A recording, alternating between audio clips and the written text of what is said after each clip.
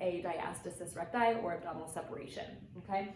So this is the position I like to start in. It's as a good like test and reassessment for somebody.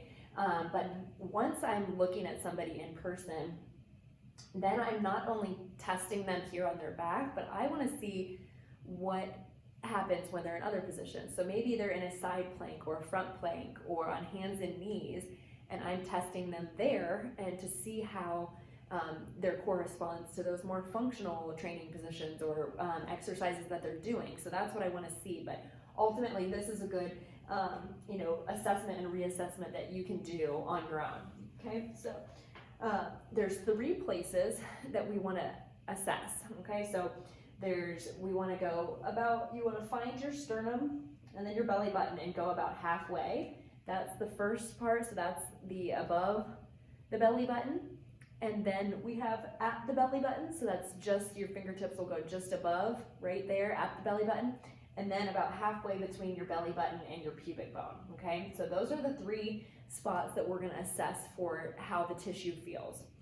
And there's a few things we're looking at. So most people, when they think of abdominal separation, they think of the gap. How wide is that gap of separation, okay? That's one thing we're looking at.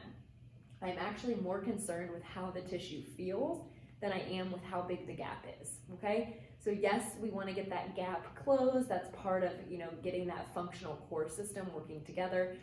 But we want to know how the tissue feels because that's how it responds to load. And so one thing we're looking for is the gap. So that's how many finger widths, okay?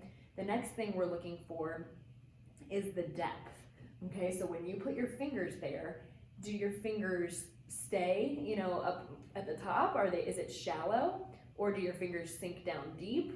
Or would you say very deep, where like, whoa, you can't really feel any resistance. Your fingers just go all the way down where it feels like you're almost touching, your spine and your organs, okay? So shallow, deep, or very deep is what we're using to classify that depth, okay? So we're looking at the gap. We're saying anything more than 2 centimeters or 2 finger widths is considered a diastasis, okay? So more than 2 finger widths, that's the gap. The depth, we're looking at shallow, deep, or very deep, and that's, it's a little bit subjective, different from person to person.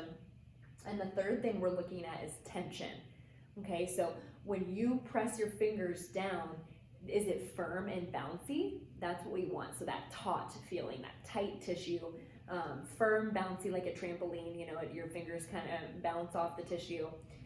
Or is it like medium in between, or is it squishy? Okay, so we've got squishy, meaning like, okay, no, there's really no tension there. Is it medium, somewhere in between squishy and firm, or is it firm, bouncy? Okay, so that's the goal that we want to get to. We want that tissue to be firm and bouncy when we're feeling it, okay? So for the assessment, you're doing just a mini crunch. Okay, so to start, you're just doing a mini crunch, and then I have my fingertips and placing them vertically so I can feel for the finger width gap, okay? So I'm feeling here about halfway between my belly button and my sternum, and then I'm feeling right at the belly button, okay? So right at my belly button, I still have just a 2-finger gap there when I'm not doing any breathing or anything with it. And then down here. So here and here, above and below, I don't have any gap, okay? Maybe a little bit less than a full finger, but that isn't really anything I'd be concerned about. And then right at my belly button, I have about a 2-finger width, okay?